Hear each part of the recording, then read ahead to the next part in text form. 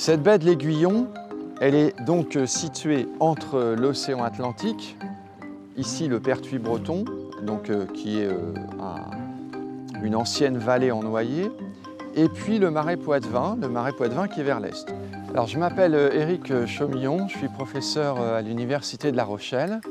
Ma spécialité c'est la géologie marine. Donc, ce marais Poitevin, en grande partie, ça correspond à des polders. Qu'est-ce que sont les polders?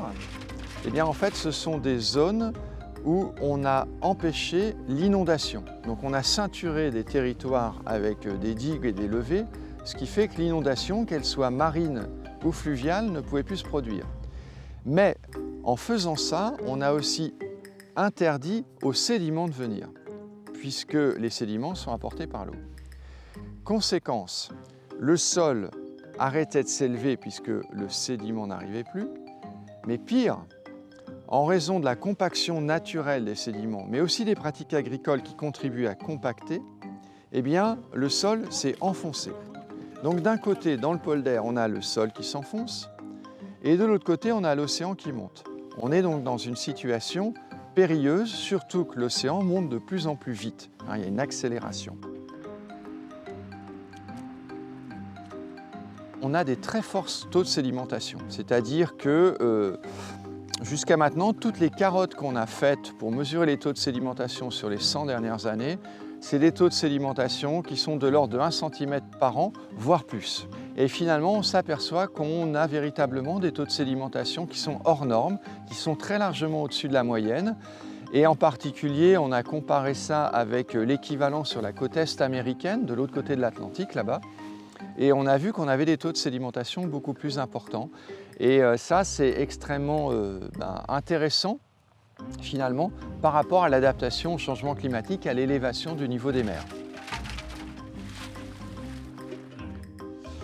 Alors, il y a la sédimentation verticale, c'est-à-dire les taux d'accumulation qu'on mesure en millimètres ou en centimètres par an.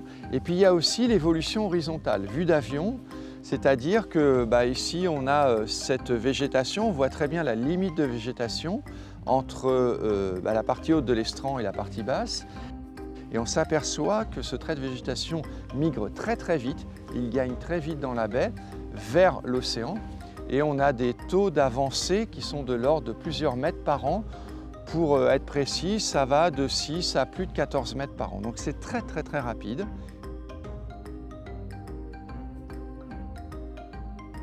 Alors l'utilisation des écosystèmes comme les présalés pour se protéger des attaques de la mer fait partie du grand ensemble qu'on appelle les solutions fondées sur les écosystèmes.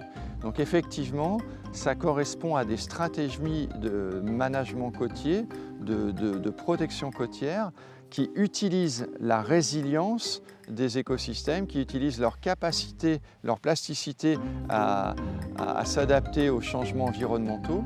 Alors c'est valable pour les présalés, mais c'est aussi valable pour les récifs dans les zones tropicales, pour les mangroves dans les zones tropicales. C'est aussi valable sur les plages, sur les barrières que sont les dunes.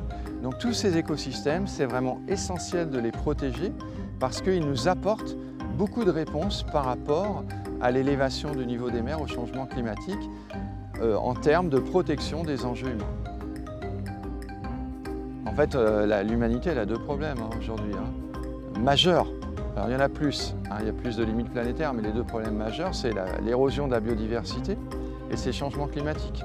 Or la préservation de ces écosystèmes permet de lutter et de donner des réponses face à ces deux problèmes. Donc ce serait absurde de ne pas les protéger.